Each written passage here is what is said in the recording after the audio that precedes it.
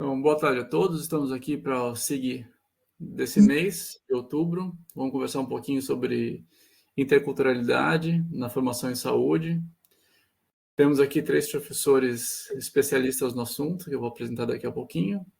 E estamos com a nossa presidente, a professora Daniela Carcerelli. Professora, se quiser falar umas palavrinhas antes de eu apresentar os professores, fique à vontade.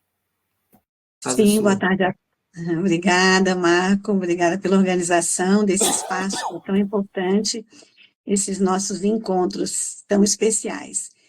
Saudar, né, os colegas que participam hoje, dizer que eles têm uma grande contribuição em relação a essa temática, e os 3, o professor Paulo Góes, que está aqui na tela, será o primeiro a apresentar, a professora Daniela Feitosa, e o professor Erivan Gualberto, junto com a professora Márcia Alves, compõem a Comissão Técnica Especializada da ABENO nessa temática, que se refere à equidade, à interculturalidade e à interseccionalidade na formação em odontologia.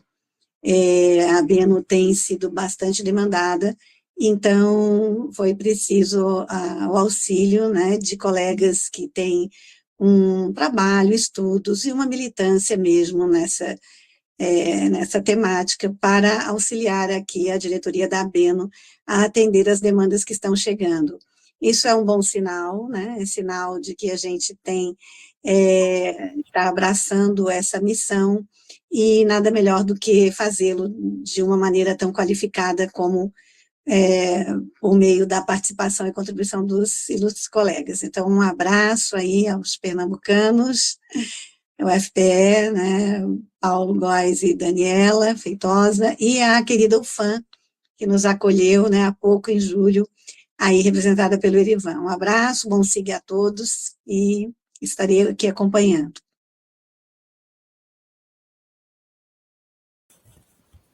Obrigado. Muito obrigado, professora. Professor, vamos lá, então. Estamos aqui com o professor Paulo Góes, que vai começar a nossa apresentação. Ele é cirurgião e dentista, formado pela UFPE, mestre em odontopediatria, e com o PhD dele em epidemia e saúde pública lá em Londres, na University College. Ele é coordenador da pós-graduação em saúde da criança e do adolescente, lá na UFPE, e também coordenador do Brasil da Oral Health Global Equity Study, do NHE. Nós temos também aqui o professor Erivan, que vai fechar a nossa apresentação. E o professor Erivan é professor lá na Federal do Amazonas, com mestrado e doutorado em odontopediatria, e foi o nosso presidente da nossa reunião da ABENO desse ano. E nós temos também a ilustre presença da professora Daniela Feitosa, que também é dentista, também é da Pério, e ela é diretora do Centro de Ciências da Saúde, lá na UFPE. Estamos todos trabalhando juntos aí. Eu agradeço muito a presença dos 3. Para mim foi um prazer conhecê-los. E deixo aqui o espaço para vocês. Professor Paulo, o palco é seu. Obrigado. Eu vou fazer os agradecimentos para ficar registrado, né, Marco? Dessa vez breve, a audiência já deve ter escutado. Meu agradecimento à professora Daniela Carcerelli, presidente da ABENO, que tem nos incentivado esse debate. E, assim, eu queria agradecer todo o espaço que ela tem aberto para o debate, não só da interculturalidade, mas da interseccionalidade, da multiprofissionalidade, da interprofissionalidade, que, a nosso ver, tem um eixo comum, que é o eixo da equidade em saúde. Está aqui dividindo com o Erivan, nosso colega da Federal do Amazonas, né? E a minha colega Daniela Feitosa, aqui da Universidade Federal de Pernambuco, que tem trabalho, né? Os dois têm trabalho com a população trans, e a Daniela também tem liderado o estudo de interculturalidade junto com o professor Fernando Menezes aqui na universidade. Para mim é motivo de muito orgulho. Então, eu falo para vocês aqui da Universidade Federal de Pernambuco, sobretudo da Casa de Paulo Freire. né? Então, nós temos essa reflexão, eu diria, na Constituição, nas raízes do nosso convívio acadêmico.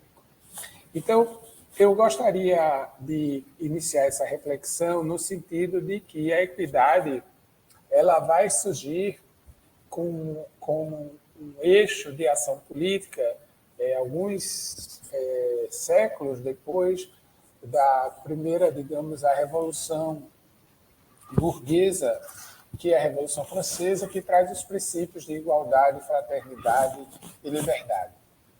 E o século passado ele nos trouxe muita luz sobre o fato de que tratar pessoas diferentes de forma igual, na melhor das hipóteses, ele estabiliza as desigualdades, mas na maioria das vezes ele aumenta as desigualdades. Então, tratar as pessoas diferentes de forma igual aumenta as desigualdades ou as consolida na melhor das hipóteses.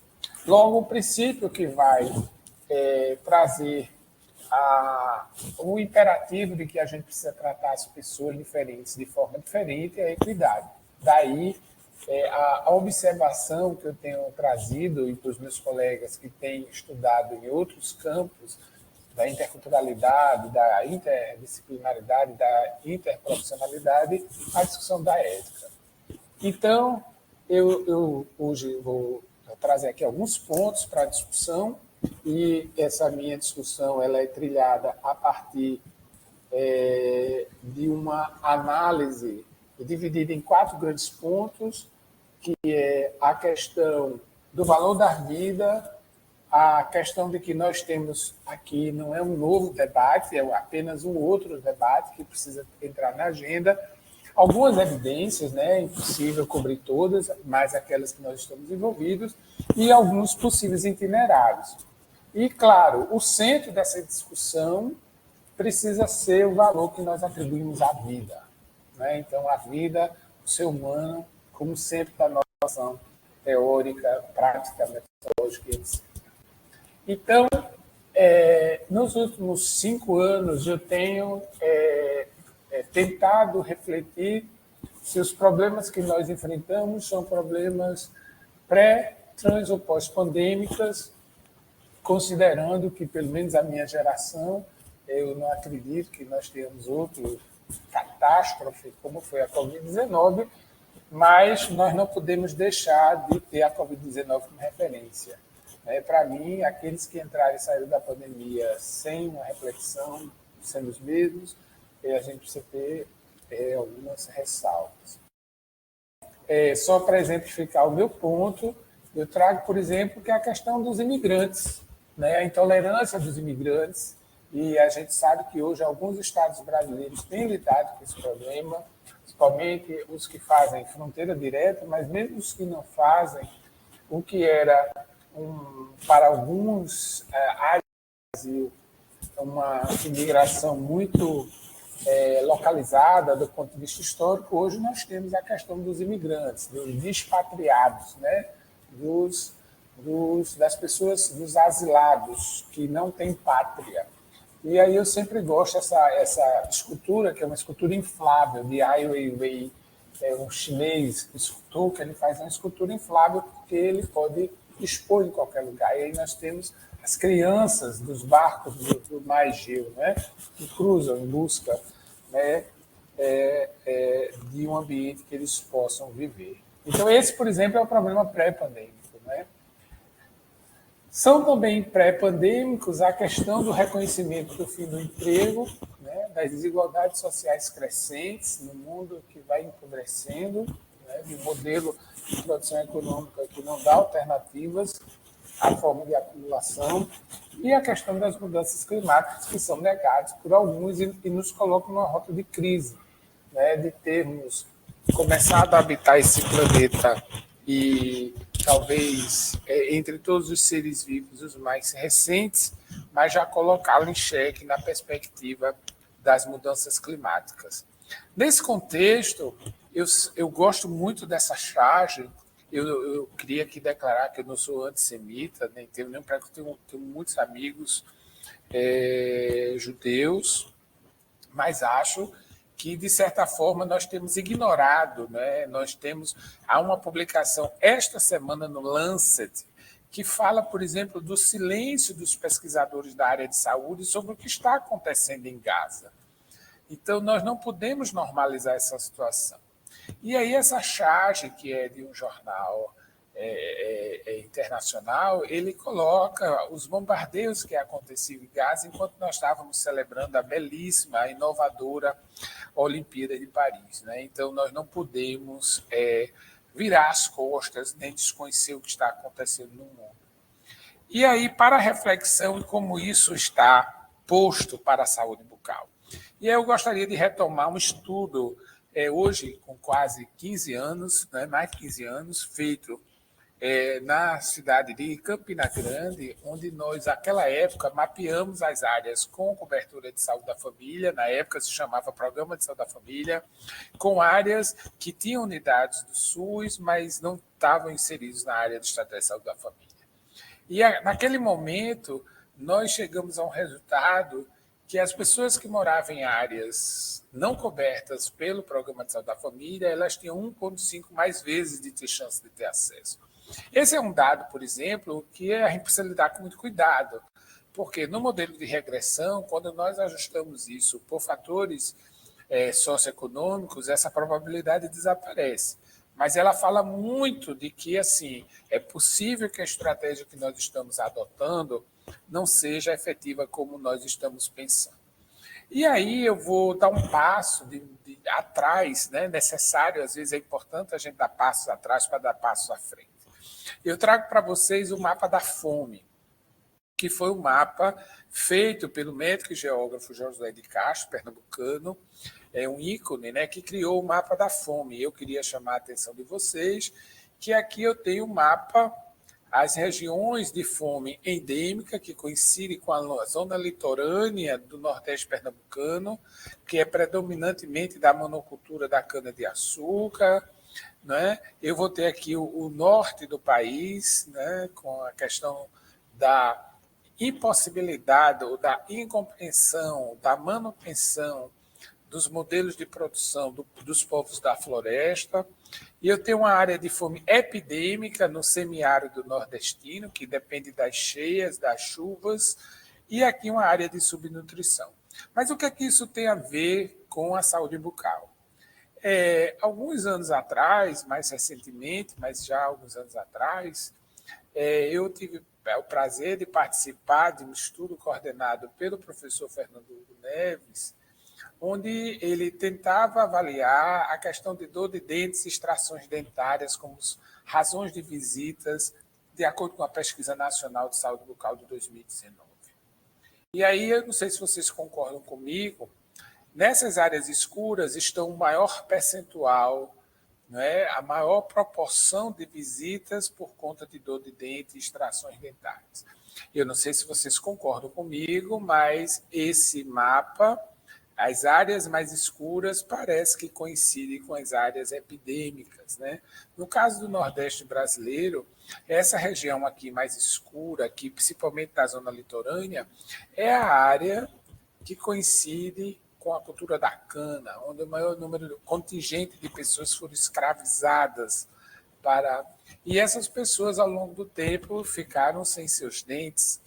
E o que é que acontece daquele trabalho de 2008 que eu falei para 2019? O que acontece é que nós fizemos um enorme esforço de Estado. Sem o SUS, isso não seria possível de acontecer. Nós colocamos a postos 32 mil equipes de saúde da família, profissionais dedicados para cuidar das pessoas. Mas parece que há alguma coisa que não tem funcionado ao longo desse tempo. Quando eu olho para os dados do SB Brasil 2023, que coletou dados até 2022, teve um atraso por conta do processo epidêmico, ou seja, isso o problema do atraso do SB Brasil, por exemplo, é um problema transpandêmico, né? Mas como vocês podem ver, essa linha que traça aqui a quantidade de crianças livres de cárie, ela está decrescente. Se você pegar os estados do norte, né, todos eles estão abaixo da média nacional, da mediana nacional. E aí a reflexão é a seguinte: bom, esses são as crianças livres de cárie. Esse indicador está diminuindo. E esse indicador, quando diminui, é ruim. O ideal é que esse indicador estivesse aumentando. Eu fui provocado, e aí aqui tem um quadro, e vocês podem ver quando eu comparo os dados de 2010 com os dados de 2023, vocês veem que, à exceção do sul do país e levemente do sudeste, as barras dos intervalos de confiança das macro-regiões, elas coincidem, logo não há diferença significativa entre o percentual de crianças de menos de 5 anos livres de cárie. E aí eu fui provocado, ainda na reunião da ABENO, viu, Erivan, por uma colega, a professora Cristiane Carvalho, em 2025, que disse assim: Paulo, vamos transformar esse número em gente. Né? Parece aquela cena de Bacurau, aquele filme, o filme do Kleber, que eu sou absolutamente fascinado, quando a forasteira chega em Bacurau e pergunta: quem nasce em Bacurau é o quê? E o menino responde: é gente. Né? Então, se é gente, eu fui às contas e cheguei aí uma conta grossa, né, sem grande elaboração, de que nós temos no Brasil, mesmo tendo 32 mil times de atenção primária trabalhando na estratégia de saúde da família, 1,5 milhão de crianças com 70% dos seus dentes cariados. Então, eu fico aí com a reflexão de que nós temos que rever as nossas práticas, nós precisamos, e alguns itinerários, né? A primeira perspectiva que eu acho que a gente precisa trazer, eu trago aqui algumas ilustrações que eu considero importantes, que é a questão da racialidade.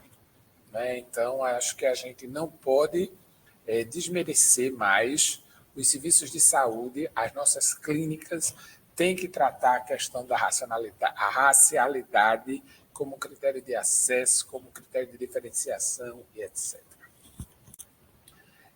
Outra questão, a questão dos povos. Olha, Erivan, essas fotos foram tiradas no Amazonas. Né? As fotos da esquerda foram tiradas no Amazonas e as fotos da direita é onde está o movimento daqueles que se sentem diferentes, no Museu de Arte Contemporânea de Barcelona. Ou seja, é preciso trazer as diferentes perspectivas para o debate. É preciso trazer essas pessoas.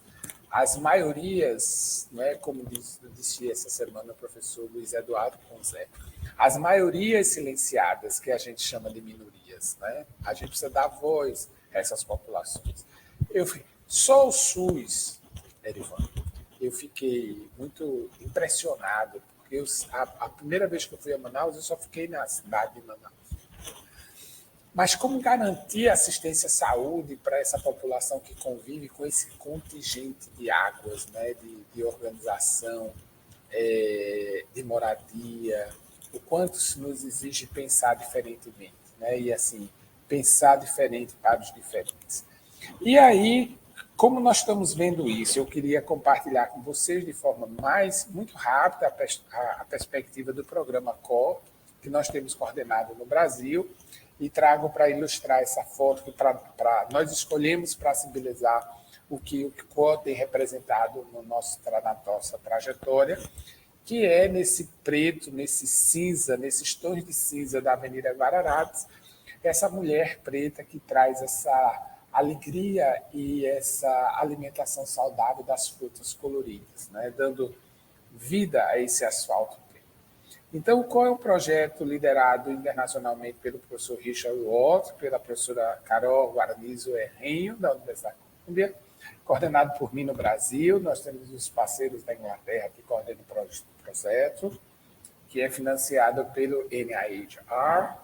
Nós temos a professora Carol da Colômbia, a professora Regina e o professor Abhishek Mehta e Mirai Charterjee. Este é o grupo, o time do COR internacional. Isso aí foi uma das nossas reuniões anuais na University College London. Aqui está o time do Brasil, formado por mim, pela professora Gabriela, a professora Lucema, o Renes, a Carol e a Ana Beatriz, que são nossos pós-docs. E aqui ao meu lado está o Felipe Castelo, que foi o estudante contemplado com a bolsa para realizar mestrado na Universidade de Glasgow, já que um dos eixos do programa COR é a formação acadêmica. Bom, nós temos 3 grandes pacotes de ação, baseados nas iniquidades, nos determinantes, na inovação dos sistemas locais. Temos 3 ações transversais de construção de treinamento, engajamento e advocacia e comunidade. Muitos dos nossos colegas estão sendo convidados para participar da Rede Brasileira de Equidade. Nós temos 3 polos de ação do projeto além de Recife. Um é com a população ribeirinha em Manaus, o outro com a população LGBTQIA+, em Porto Alegre, e um com a população quilombola em Sobral, no Ceará. Então, o que é que propõe o COR? Ouvir a comunidade. Isso parece que nós já fazemos, né? Quando o SUS ele é instituído como controle social. O que muda na perspectiva do COR é que nós não vamos dizer nas comunidades o que nós sabemos e compartilhar o nosso conhecimento.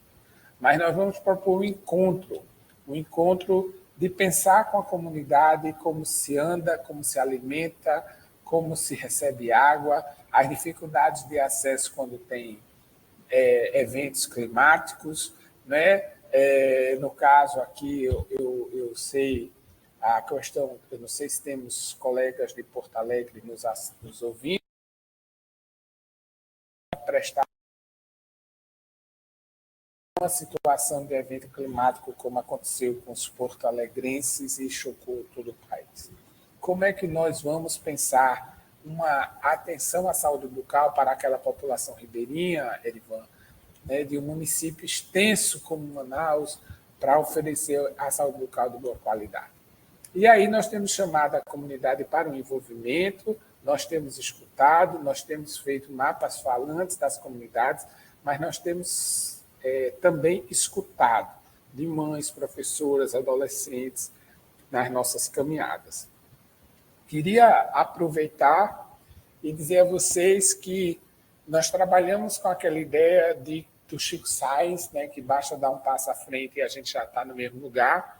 E gostaria aí já de fazer um pré-convite, eu acho que é a primeira vez que eu estou falando isso em público, para quem estiver nos assistindo, uma prévia, né, está sendo ainda planejado, do segundo Seminário Internacional de Promoção de Saúde e Saúde Bucal, para uma agenda Recife mais 30, né, em agosto do ano que vem, e que a gente pretende fazer uma mostra e uma discussão mais global desse tema. E, por último, queria dizer da esperança do esperançado de Paulo Freire, né? Ele diz assim, tudo o que se pode fazer com competência, com lealdade, com clareza, com persistência, somando forças para enfraquecer as forças do desamor, do egoísmo, da malvadez, é válido e importante. E eu acho que estar aqui com vocês reflete isso, ou seja, nós fico feliz quando a professora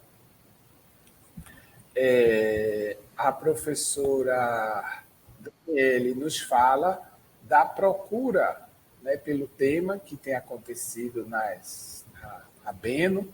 Eu acho que nós precisamos, de fato, levar esse debate, nós precisamos trabalhar com os nossos docentes, formar os nossos estudantes e buscar parcerias para implementar a ideia que está por trás da interculturalidade, da interseccionalidade, da interprofissionalidade, que, para mim, reside no princípio da equidade, tratar os diferentes de forma diferente. Muito obrigado. Não sei se eu cumpri o tempo, mas... Tudo certo, Paula, tudo certo. Muito obrigado. Vamos continuar, então, com a professora Daniela. Professora, o palco é seu.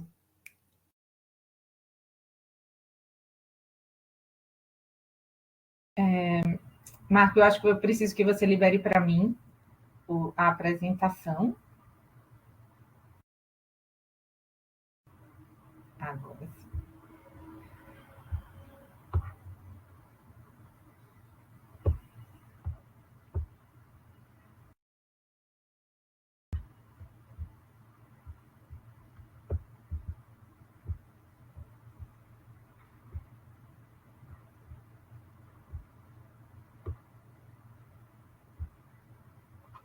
Então, boa tarde a todos e todas. Para mim é uma grande alegria estar aqui hoje, dividindo esse espaço com Paulo e com Erivan, que a gente já tem cruzado, né, em diversos eventos e congressos, a convite da ABENO. Fazer um destaque, né, porque Dani falou que a temática da interculturalidade tem sido solicitada, mas, na verdade, eu acho que Dani que tem colocado a temática como uma prioridade para a ABENO, e gostaria de agradecer a ela o apoio, né, no projeto que a gente tem desenvolvido na UFPE. Eu vou falar um pouquinho, né, sobre essa temática da interculturalidade na formação em saúde.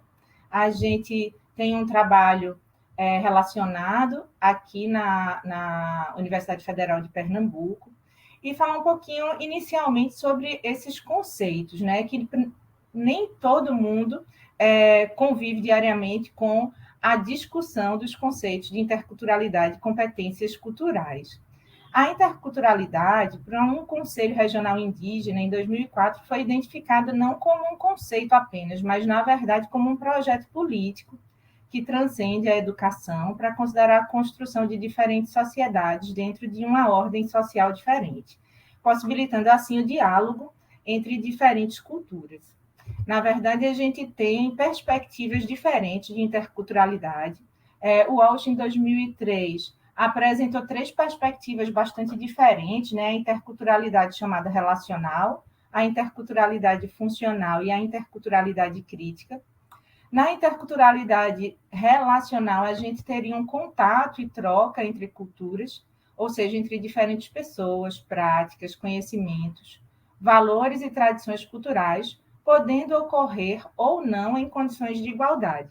E, nesse sentido, principalmente na América Latina, a gente tem a convivência entre diferentes culturas, entre diferentes etnias e entre diferentes formas de viver desde sempre. Então, a questão é principalmente a perspectiva de a gente concordar que esse relacionamento pode acontecer de maneira desigual. E aí a interculturalidade relacional ainda permite, né, no seu conceito, que as condições de convivência sejam desiguais. A gente tem agora, acho que no Brasil, uma forte corrida em direção à perspectiva da interculturalidade funcional, quando a gente fala da inclusão, né, da tentativa de inclusão e acessibilidade e acesso a todas as culturas, para os serviços, inclusive para o acesso à saúde. Então, na interculturalidade funcional, a gente tem o reconhecimento da diversidade e diferença cultural, com o objetivo de incluir as diferentes culturas em uma estrutura social estabelecida. E nós temos, no Brasil, uma estrutura social estabelecida e definida, em geral, pelo homem branco, rico, hétero, cis. Então, e com uma característica, com um olhar bastante eurocentrado. E a gente tem, então, a interculturalidade funcional tentando incluir as diversas outras culturas, os povos indígenas, a população negra, dentro do formato eurocentrado do homem branco, hétero, cis, e aí a gente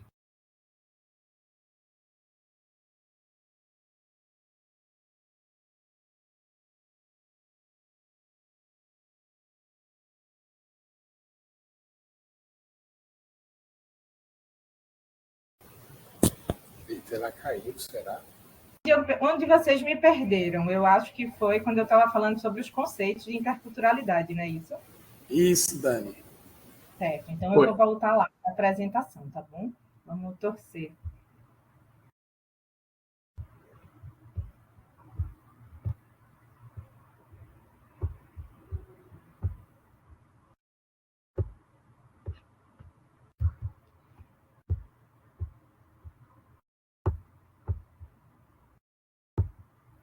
Então, eu estava, acredito que, falando um pouquinho sobre as 3 perspectivas da interculturalidade, né, que nós estamos nos esforçando nacionalmente em direção à perspectiva da interculturalidade,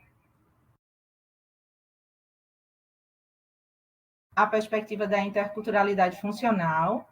em que as diferentes culturas são incluídas em uma cultura dominante, pré-estabelecida, mas que nós não podemos, embora ainda não exista, perder de vista a interculturalidade crítica, que é uma tentativa de que as pessoas tenham a possibilidade de construções de condições diferentes para existir, ser, pensar, fazer, aprender, sentir e viver, sem que haja a definição de uma cultura dominante, sem que a interculturalidade sirva ao conceito neoliberal dominante atualmente. Mas na formação em saúde, a gente está muito distante mesmo, inclusive, de discutir a interculturalidade enquanto conceito ou mesmo projeto de definição de uma estrutura social. A gente consegue identificar na literatura alguns artigos e construções a respeito do desenvolvimento das competências culturais no ensino da saúde. E, nesse sentido, a competência cultural para nós na saúde, principalmente para nós docentes, que estudamos a formação em odontologia nas diversas áreas da saúde, aparece como um conjunto de habilidades, atitudes e princípios que são alinhados e transparentes e que reconhecem, respeitam e trabalham junto como um sistema para interações ideais entre indivíduos e grupos culturais étnicos dentro de uma comunidade. Mais uma vez, a gente pensa em conseguir interagir, conseguir cuidar, oferecer cuidados para os diferentes grupos culturais, mas a gente não discute de forma abrangente a inclusão de tratamentos ou cuidados que não estão dentro da academia sendo transmitidos para a incorporação pela academia para a formação dos seus profissionais de saúde também. A gente, então, nesse sentido, começou a buscar o que é que se estuda, né, com relação à formação, à inclusão das competências culturais na formação em odontologia. Essa revisão de escopo que está em desenvolvimento trouxe a seguinte pergunta: que evidências existem sobre a incorporação de competências interculturais na graduação em odontologia? E quais instrumentos têm sido utilizados para o seu desenvolvimento ou mesmo para a avaliação da inserção das competências interculturais? Quando a gente fez a busca, a gente identificou 48 artigos e, surpreendentemente, a gente não identificou nenhum artigo publicado no Brasil que responda a essas perguntas. Ou seja, um país como o Brasil, que tem uma grande diversidade cultural, parece não produzir conhecimento para a formação de seus estudantes na área de saúde e, sobretudo, na odontologia, voltado para competências culturais.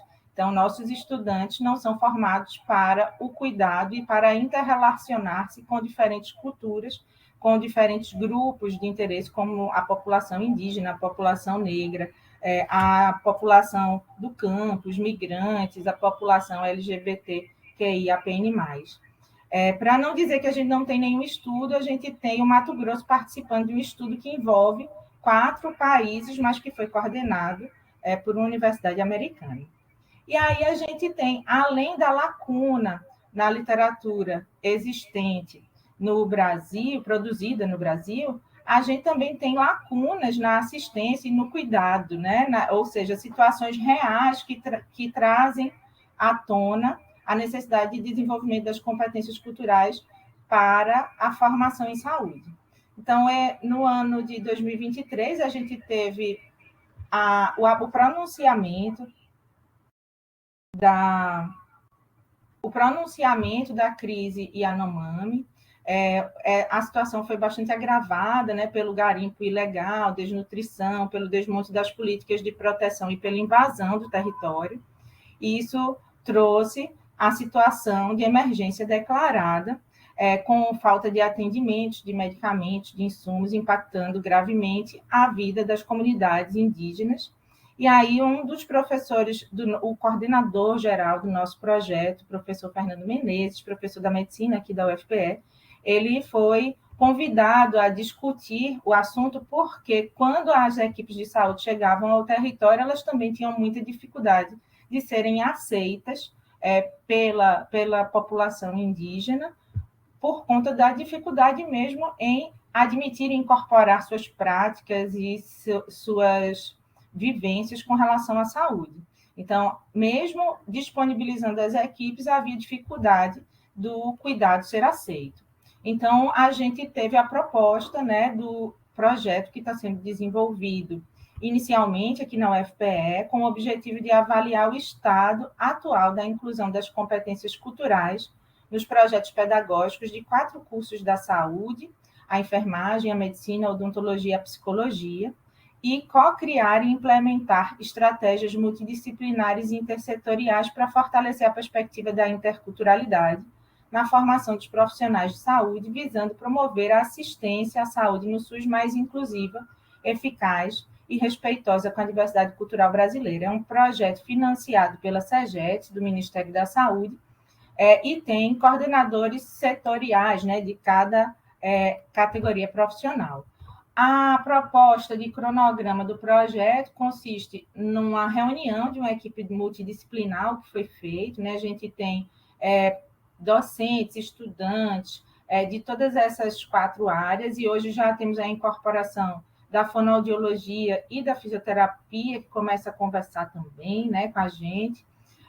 A formação desses acadêmicos para o desenvolvimento de algumas oficinas regionais, porque assim como o projeto que Paulo apresentou, o CO, a gente tem uma lógica de cocriação com os grupos de interesse, e não uma proposta vinda da academia para a formação dos estudantes de saúde. Então, as oficinas incluíram os professores, os estudantes, mas incluíram representantes das populações de interesse, que foram, né, no caso do projeto, que estão sendo, no caso do projeto, a população negra, a população indígena, a população do campo, os migrantes e a população LGBTQIAPN+. E nessas oficinas, para a construção dos instrumentos de diagnóstico, inicialmente, que é onde estamos, né, na elaboração dos instrumentos de coleta de dados, a gente teve essas pessoas contribuindo com a construção do instrumento, assim como nós, docentes e pesquisadores.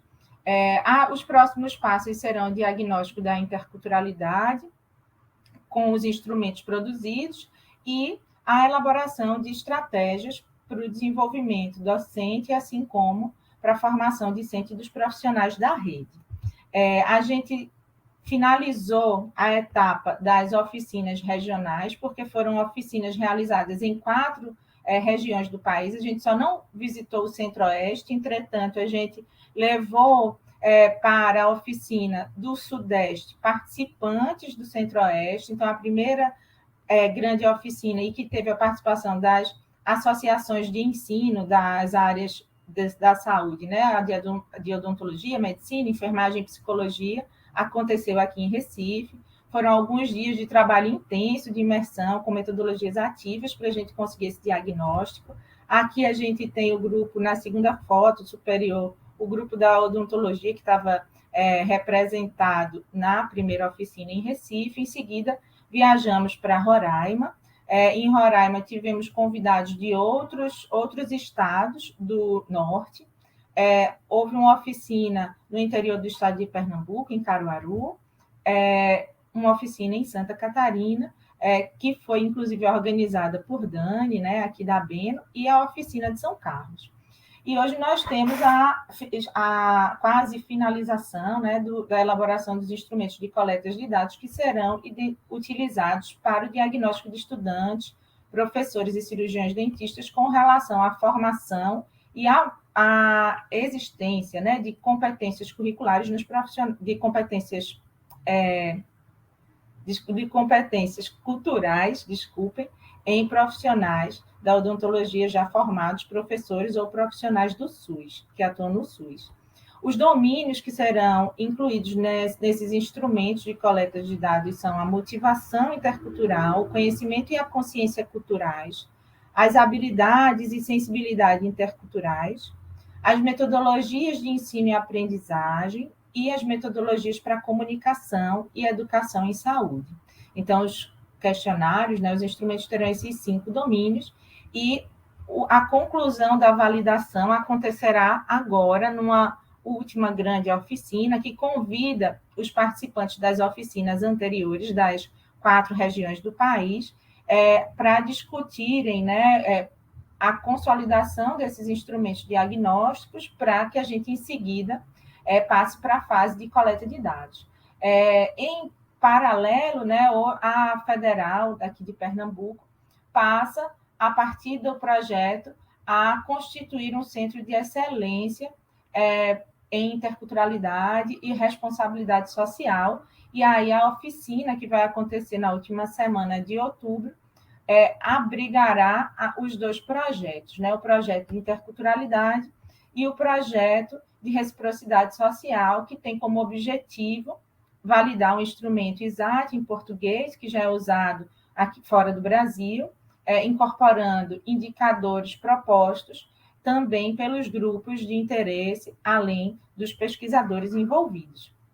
E aí a gente, hoje, né, tem na literatura mais recente uma orientação, ou seja, estratégias, métodos para o desenvolvimento de competências culturais na odontologia. Esses métodos são principalmente o método multicultural ou categórico, ou seja, oferecer aos estudantes da odontologia conhecimento de valores, crenças e comportamentos de diferentes grupos culturais.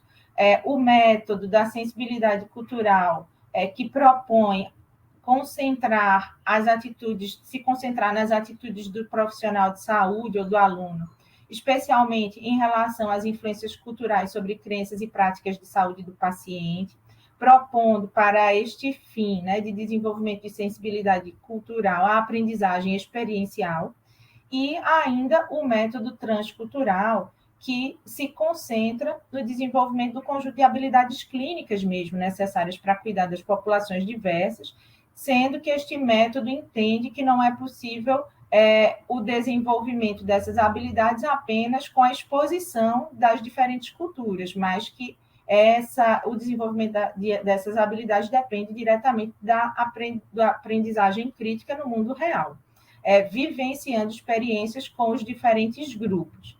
Hoje, a gente tem uma proposta de que, para desenvolver competências culturais nos estudantes de odontologia, o ideal seria que os projetos pedagógicos envolvessem esses 3 métodos transversalmente ao longo da formação.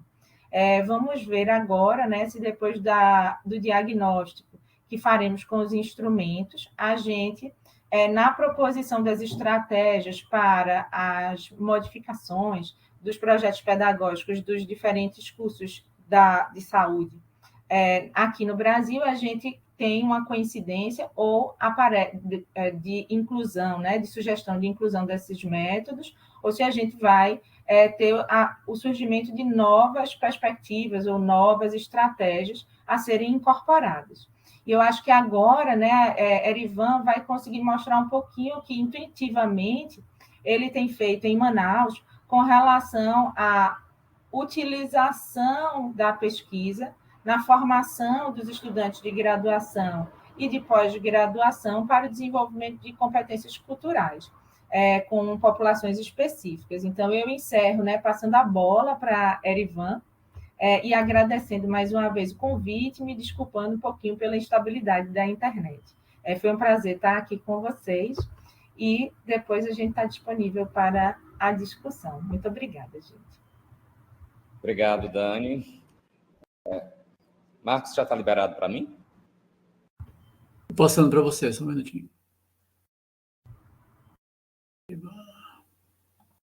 Pronto. Espera só um instantinho.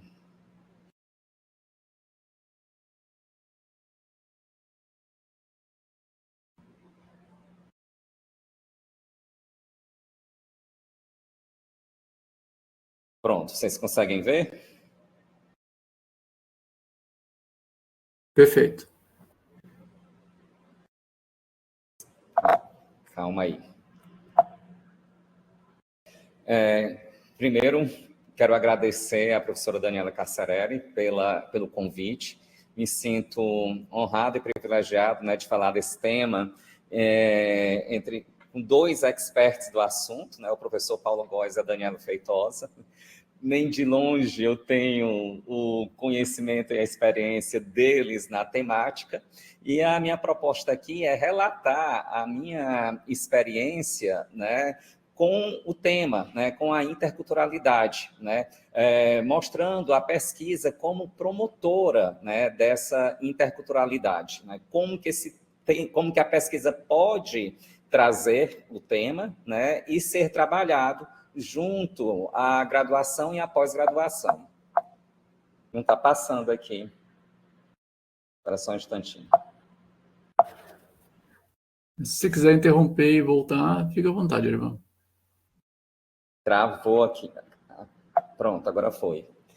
Enfim, a minha trajetória no tema... Parou de, Erivan, desculpa, parou de apresentar, cara. Eu volto? Eu acho que você tem que reapresentar. Tá ok. Aqui? Não, porque a apresentação caiu. A gente não está vendo a sua tela. A tela não está mais mostrando? Não. Só um instante.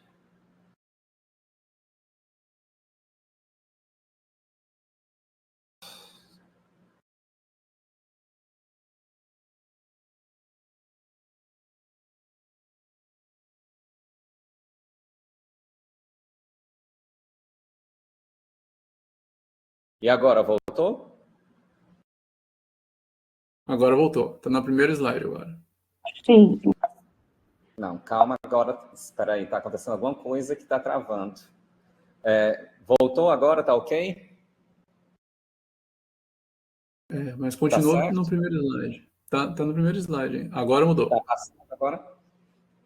Então, eu vou começar a reapresentação, então. Então, a minha proposta é falar, né, mostrar a pesquisa como promotora da interculturalidade, né, e como ela possibilitou a discussão do tema, né, com os alunos da graduação e da pós-graduação, certo? Minha trajetória na interculturalidade, né, destaco, né, que o que eu vou falar é a minha experiência, um relato, né, de uma trajetória dentro do tema, né, e que começou justamente com esse estudo, né, avaliação da qualidade de vida relacionada à saúde geral e bucal e seus fatores associados em pessoas trans nas cidades de Manaus. Então, a minha fala vai ser um recorte, né, nesse amplo espectro que é a interculturalidade, que é as pessoas trans, né, a experiência que a gente teve, né, com as pessoas trans. Então, a princípio, o que me motivou, né, em estudar, né, aspectos relacionados às pessoas trans, né, foi a questão biológica. Eu queria responder uma pergunta, né, e essa pergunta passava, né, pelo conceito, passa pela saúde bucal, conceito de saúde bucal. Qual o efeito do processo transexualizado sobre a saúde bucal? Então, a minha motivação inicial, né, foi a questão biológica, né?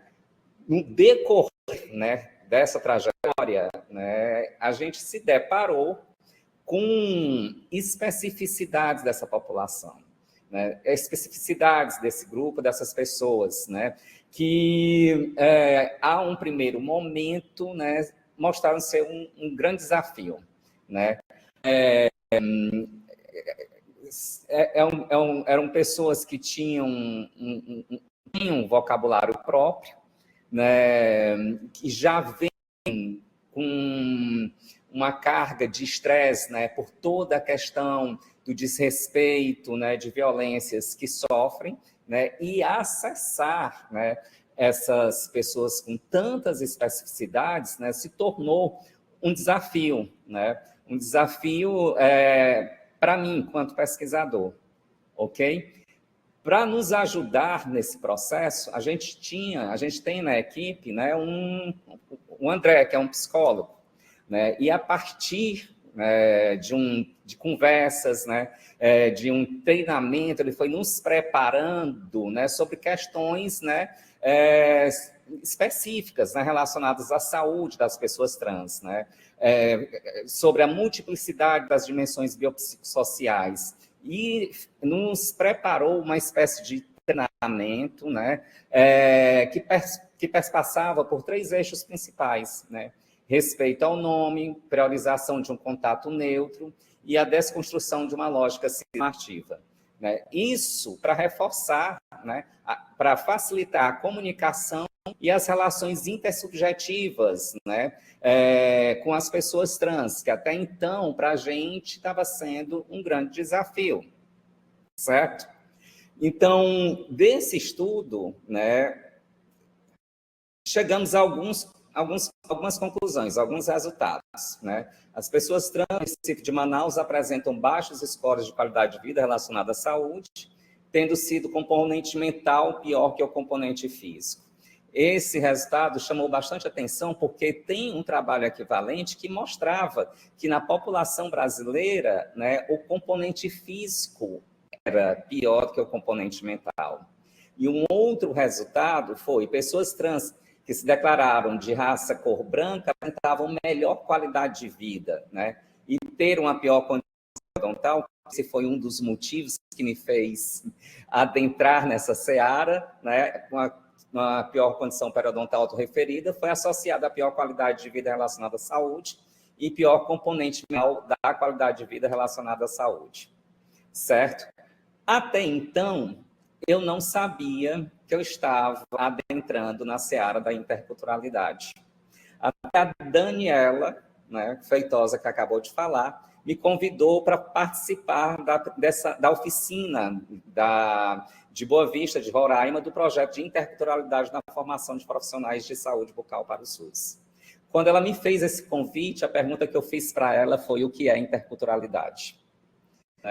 Então, foi um conceito que para mim era novo. Eu estava dentro de um projeto intercultural, né, sem ter a noção do conceito de interculturalidade. E aqui já é um exemplo, né, de como, né, a ciência, né, a pesquisa, né, ela pode fomentar a discussão sobre interculturalidade. Que a partir desse momento eu comecei a adentrar, né, na interculturalidade, com o intuito inicial até de saber conduzir melhor a pesquisa que eu estou à frente, né? E eu trago aqui alguns conceitos, né, algumas falas, né, que me ajudaram a entender a interculturalidade, né? E são falas, né, que a gente buscava reproduzir, né, com os meninos da graduação, com os meninos da pós-graduação, certo? Então, ao valorizar essa diversidade, né, vê-se a importância da interculturalidade nesse cenário, com espaços de diálogo que considerem todos os aspectos culturais do indivíduo e do território assistido pelo SUS, sem imposição de crenças, né? E aqui eu adentro, eu adiciono sem juízo de valores, né? Vou trazendo algumas falas que, para mim, foram importantes, né, dentro da literatura que eu pesquisei após ter esse contato com esse projeto, né, e que me ajudaram a entender e a encaminhar a pesquisa que estava em andamento, né? Entende-se por interculturalidade a existência de culturas distintas em convivência equânime, com espaços de diálogo que consideram a importância de cada uma, com a ausência de imposição de crenças e comportamentos. Aqui foi desafiante, foi desafiador, aliás, né? Porque a gente tem a tendência, enquanto pesquisador, de fazer valer, né, a sua crença, né, o que você pensa. Então, nessa caminhada, né, eu tive como um dos desafios, um dos aspectos, uma habilidade intercultural bastante importante, né, que foi a comunicação. Eu não sabia me comunicar, né, com um grupo, né, a qual eu estava estudando, né, e isso foi sendo desenvolvido durante o processo de pesquisa, né. Então, eu trago aqui uma fala, né, que eu me identifiquei bastante. A percepção da dificuldade de comunicação e de relações intersubjetivas que contemplassem aspectos da interculturalidade dos profissionais da área da saúde. Como eu não tinha o domínio de um vocabulário apropriado, o entendimento, né, de comportamentos, eu não sabia me comunicar, né, havia a dificuldade de se manter a relação, né, de conquistar a confiança do grupo.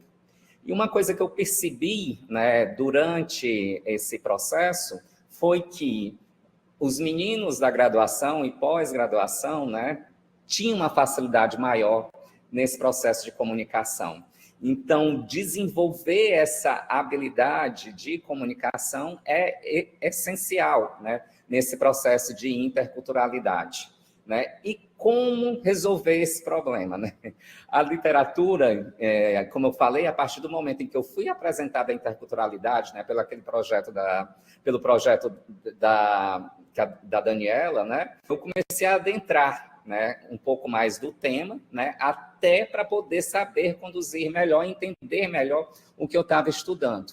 Então, a literatura traz de forma clara, né, bastante veemente, né, que uma das soluções são os currículos, a reformulação dos projetos pedagógicos, né, com componentes, né, que trabalhem a interculturalidade, né, com ênfase maior, né, para as disciplinas, né, de humanas, né. Porém, a gente sabe que hoje, né, isso ainda não é a realidade do país, né?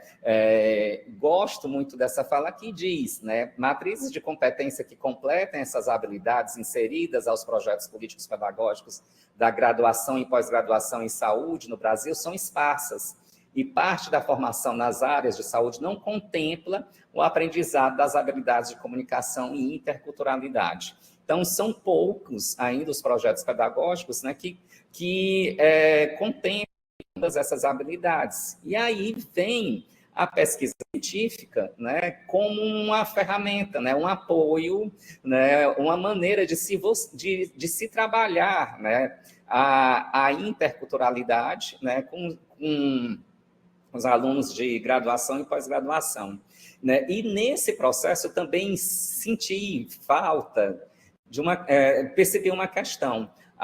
Pelo menos a literatura que eu pesquisei, né, falava muito, né, de como preparar o aluno da graduação, o profissional do SUS, o aluno da pós-graduação, né? Mas nós, professores, e eu me coloco aqui, a gente não foi preparado, né, para a interculturalidade, né? Enfim, vou trazer aqui, né, duas falas, né, de alunos nossos aqui, o Elian, que é um aluno da iniciação, da graduação, que fez a iniciação científica, foi meu orientado de iniciação científica, aliás, está sendo, né, dentro da temática trans, né, ele participou, né, uma das iniciações científicas, ele foi aquele projeto inicial, e agora ele está no transbucal, e a outra fala vai ser da minha orientada de doutorado, né? Então, vamos ver o que é que eles falam a respeito da experiência deles, né, com a interculturalidade. Cadê? Não está passando?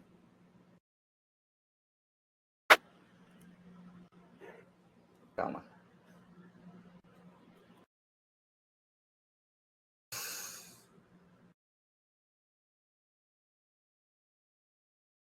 Olá, meu nome é Elian, eu faço faculdade de Odontologia na UFAM e também faço parte do Transbucal. Então, durante a minha graduação, tiveram muitos momentos onde a interculturalidade foi ponto-chave. Desde o início, eu já tive contato com diferentes realidades sociais, diferentes culturas e até idiomas diferentes. Isso me fez ver uma nova perspectiva de odontologia, aquela que não é focada somente em boca, mas também em entender o ser humano, em conhecer aquele paciente, aquele usuário, aquela pessoa que está lá sentada. E não só isso, por meio da nossa formação e dos projetos que a gente faz, como, por exemplo, o Bucal, a gente teve treinamentos, a gente tem as conversas com o grupo, sobretudo a conversa que a gente teve com a Açucena, em que ela reforça sempre a importância desse olhar humano quando a gente conversa com alguma pessoa, com o usuário da policlínica. Durante a graduação, eu também tive contato com pacientes trans e hoje eu consigo continuar esse contato por meio desse projeto. E isso é muito importante, porque mostra que temas como a questão de identidade ou até a orientação, eles não são um tema de estudo, eles são uma realidade que deve ser compreendida e ela tem que ser presente no nosso dia a dia, esse cuidado, não só com o pronome, mas também sobre o acolhimento dessas pessoas e de todas as pessoas no geral. Então, hoje, quando eu converso com pacientes ou usuários na Policlínica Codajás, eu percebo o quanto essa vivência que eu tive desde a graduação, desde a formação, me permitiu ter esse acolhimento de forma mais empática, livre de preconceitos e com um verdadeiro compromisso com o cuidado. Olá.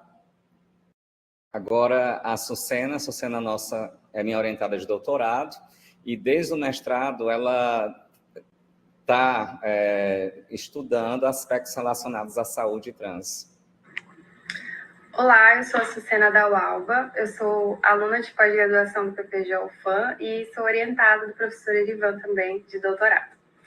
Bom, a minha trajetória acadêmica, ela tem sido profundamente atravessada pela interculturalidade. Então, de certa forma, ela não apenas influenciou, mas ela a constituiu. Através da interculturalidade, eu consegui enxergar o cuidado e o ensino como encontro entre dois mundos, onde cada diferença é uma oportunidade de aprendizado e formação.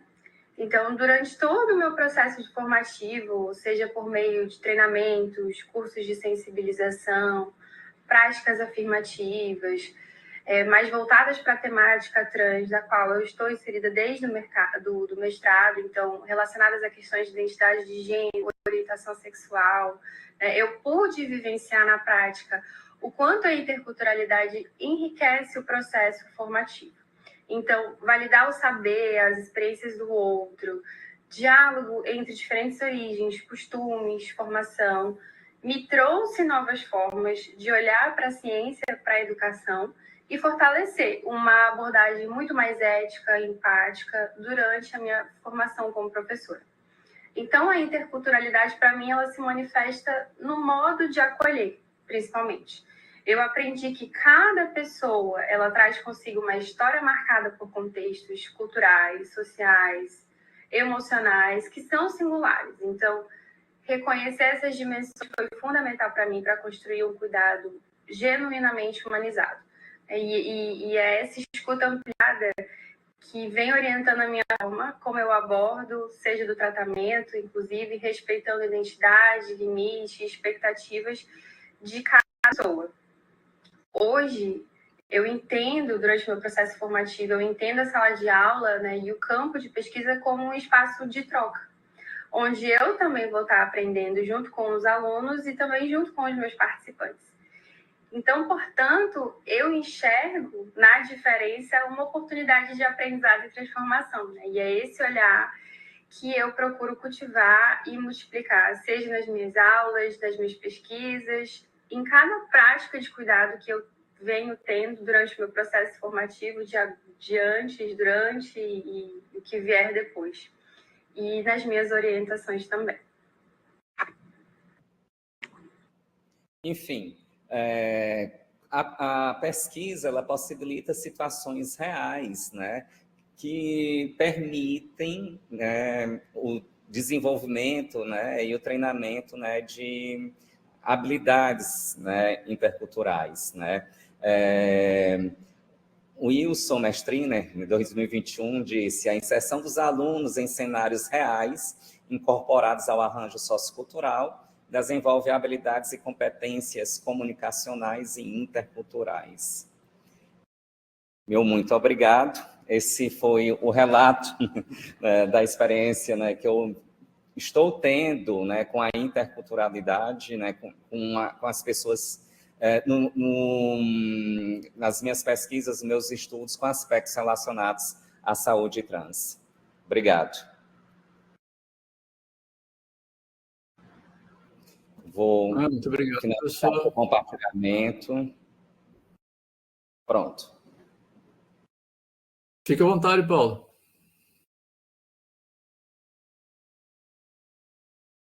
Assim, eu estou aqui meio constrangido, mas é que eu, assim, como eu falei para vocês, eu tenho uma aula agora com os alunos da pós-graduação, eu consegui uma prorrogação, mas eu vou deixar o meu e-mail e terei o maior prazer de responder qualquer pergunta. Queria agradecer ao Erivan e à Dani pelo partilhamento, né? E assim, acho muito legal. Mas eu vou realmente precisar sair. Estou deixando meu e-mail aqui, Marco. Eu queria mais uma vez agradecer e essa oportunidade, porque eu acho que esse é um tema que a gente, de fato, precisa aprofundar. Então, meu e-mail está aí, paulo.saviogoz@ufpe.br. Aqueles que quiserem tirar dúvida, aqueles que quiserem saber sobre o COR também, podem nos seguir no Instagram. Eu estou deixando aqui também o Instagram do Programa COR Brasil, onde são lançados todos os editais de curso, de webinars, de treinamento, programa de mentoria, o edital de bolsas para o mestrado no exterior, os editais de financiamento de pesquisa. Eu queria agradecer, queria realmente me desculpar com a Dani e o Erivan, mas eu realmente vou precisar sair. Tá? Muito Obrigado, obrigado, professor. Erivan. Obrigada, Paulo. Imagina, a gente Obrigado, está... professora. E eu concordo com a professora Daniela, viu? A professora Daniela Feitosa, que a professora Daniela Casserelli tem sido uma estimuladora.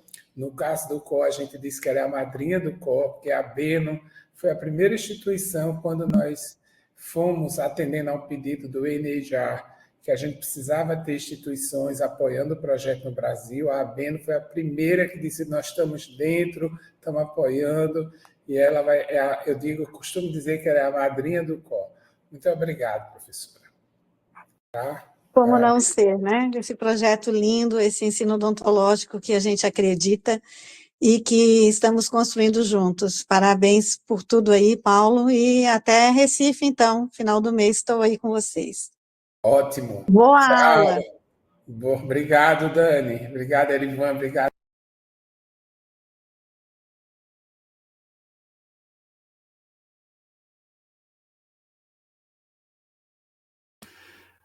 Aqui no chat de a gente tem o professor Igor, lá da FOP, dizendo que ele tem um projeto e trabalha com populações indígenas, está agradecendo a fala de todos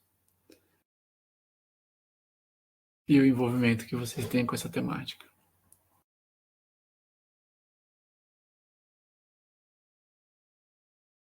O projeto de interculturalidade, Igor, esteve em São Carlos, mas São Carlos não tem a odonto, né? Então, a gente visitou o pessoal da medicina e da fisioterapia, que também tem um trabalho com a população indígena dos arredores.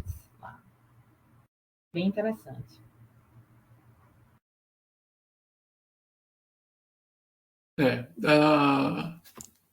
No meu tempo que eu tive na Finlândia, eles também trabalham com interculturalidade lá, bastante focado com as pessoas de outros países que vão para lá e têm que se adaptar na cultura completamente diferente, né?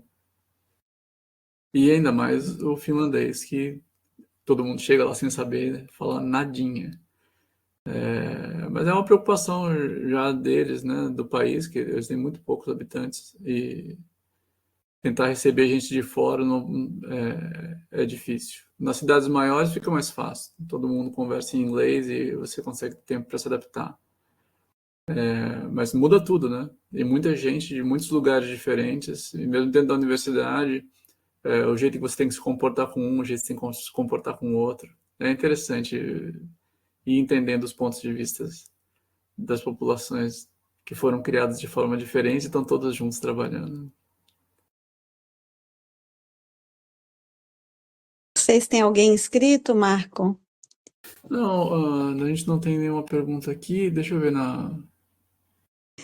Só queria trazer aí as considerações, constatações, né, da relevância do projeto coordenado aí na UFPE e essa perspectiva de cocriação, eu acho que a Dani reforçou, né? Acho que é a linha de trabalho do COR também, e o Erivan trouxe uma experiência concreta, né? Desse desafio. É muito importante a tua fala, Erivan, porque o que me mobilizou também muito para esse projeto foi essa tomada de consciência. Eu acho que é o primeiro passo que todo professor precisa dar, é se desafiar também, convidar os estudantes a compreender que nós temos muito a avançar, tá? Que nós realmente, cada um tem a sua própria vivência, tem pouca familiaridade com culturas diferentes, nós temos muito a aprender. Então, ter esse compromisso de se despir de preconceitos, ter humildade de se conscientizar que precisamos aprender, precisamos avançar, e isso tem que ser feito com as pessoas, né? Eu já tive outras experiências que me mobilizaram, em especial com as crianças, a maioria crianças, né, com fissura palatal, e aprendi ali com eles o tema, né, nada sobre nós sem nós, e que é um lema trazido pelas pessoas com deficiência. Mas quando a gente realmente escuta as populações e entende como ou procura entender, né, Dani? Se dispõe a entender e escutar como elas gostariam de ser cuidadas por nós. E como, de fato, esse cuidado tem sido realizado, é impossível você não se mobilizar, né? Então, são vários agentes de mudança, vários passos que a gente precisa dar, e são passos inter, né? Já foi trazido aqui.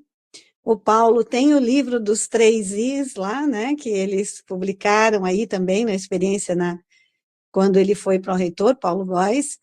E é isso, né? É interculturalidade, interprofissionalidade, interdisciplinaridade, integralidade, para que a gente possa ser um profissional de saúde apto, né, competente para promover o cuidado em saúde bucal, no nosso caso, para todos, né? Então, esse todos, ele tem que ser ampliado, né, na nossa perspectiva docente e discente.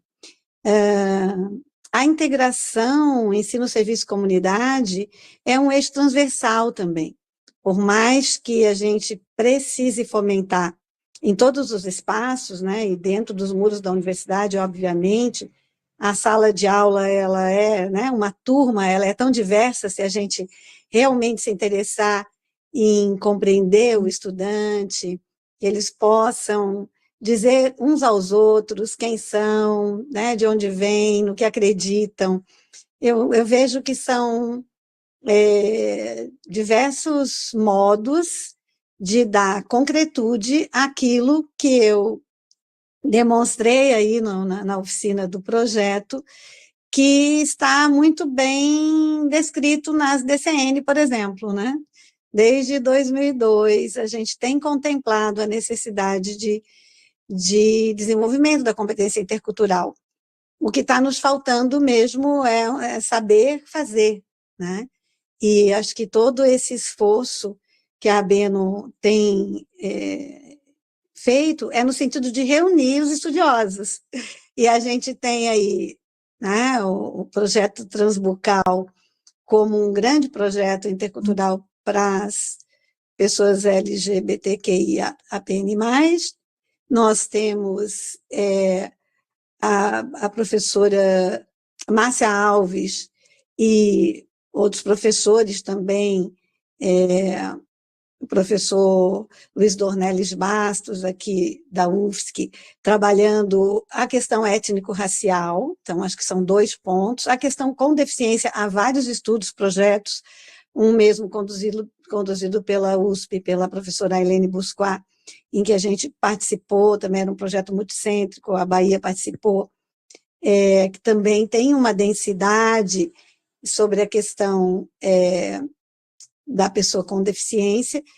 A população indígena, esse projeto da USP, que foi apresentado lá na Abeno também, diferentes projetos daí de Manaus, né, com os colegas Ana Paula, e então com a população ribeirinha, quilombola. Eu acho que a gente tem já vários grupos trabalhando, e importante é que esses grupos iluminem, então, esses 700 cursos de odontologia que a gente tem, e que isso seja realmente um processo transversal.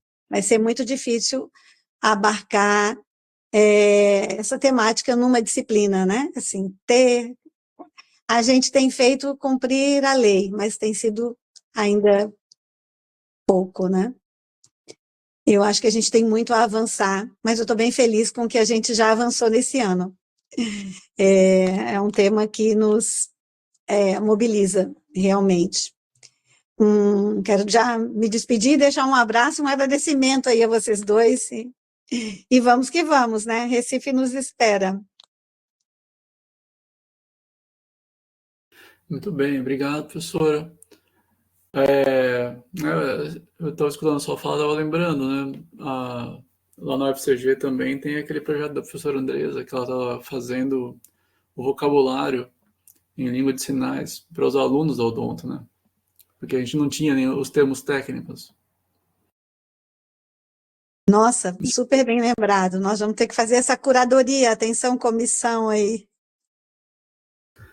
Porque a gente tem um professor de Libras, que é surdo, e ele entrou para trabalhar no grupo com a professora Andrés, e eles começaram a conversar com a comunidade surda para poder montar um vocabulário, que é uma coisa que é diferente no Brasil também, né? Porque a língua de sinais, ela varia dentro do Brasil também, né?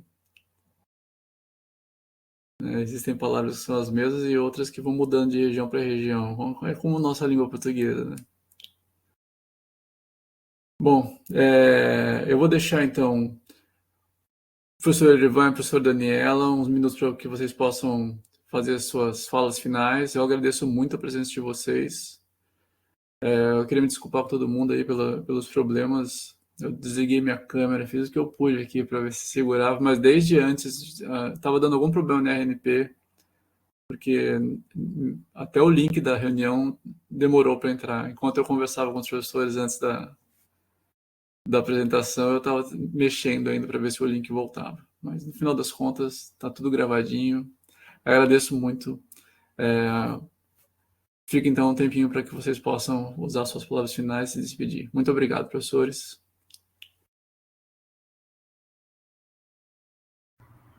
Posso então, Erivan?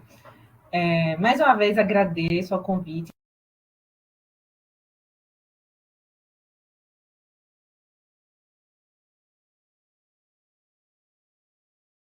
Caiu a conexão dela? Caiu, acho que caiu novamente, Erivan. Se você quiser ir fazendo sua fala, daqui a pouco a Daniela deve conseguir voltar. Quero, estou aqui já me coçando para falar. Eu falei muito rápido porque eu estava preocupado com o tempo, né? Mas eu quero muito agradecer a oportunidade, né? Especialmente a professora Daniela. Como ela bem pontuou algumas vezes, a Abeno tem um disruptivo, né? E essa é uma disrupção necessária, né? Fazer, né, nós, né, professores, sairmos da nossa zona de conforto, né, e adentrarmos, né, em temas que muitas vezes podem ser espinhosos, né, é necessário, né, é necessário. Então, eu agradeço muito a oportunidade, né, de falar, né, desse tema. Como eu coloquei no início, a minha motivação inicial foi biológica, né? Falou mais alto o periodontista. no decorrer do processo e a gente entendendo, né, onde estava se metendo, aí a gente vê bem o papel, responsabilidade social da ciência, né? Enfim, muito obrigado, né, por poder falar. Eu tenho ainda muito que aprender no assunto, na temática, né? Estou muito feliz de estar ao lado hoje da Daniela Feitosa e do professor Paulo Góes, dois experts do assunto. E parabéns à Beno e à professora Daniela pela iniciativa. E, Marco, muito obrigado pelo apoio. Você foi 10, tá bom? Foi tudo ótimo, maravilhoso. Obrigado. Obrigado, irmã. Eu que agradeço. Professora, acabou de voltar. Parece que foi combinado. Professora, fique à vontade.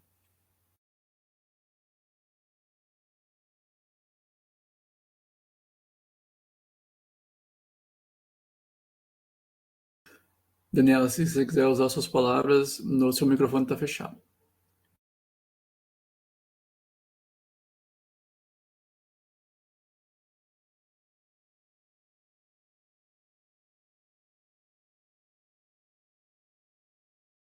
Bem, eu entrei.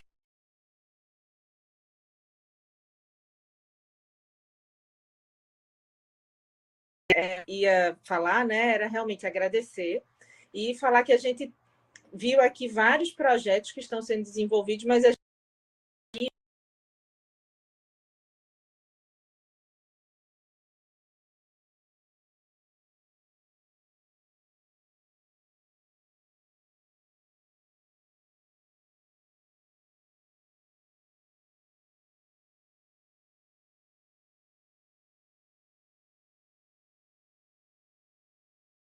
Travou para ti?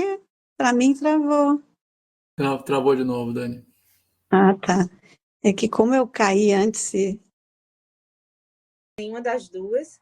Eu vou agradecer, né? E espero que a gente tenha outros momentos para conversar um pouco mais. Obrigada, gente. obrigada a você, querida.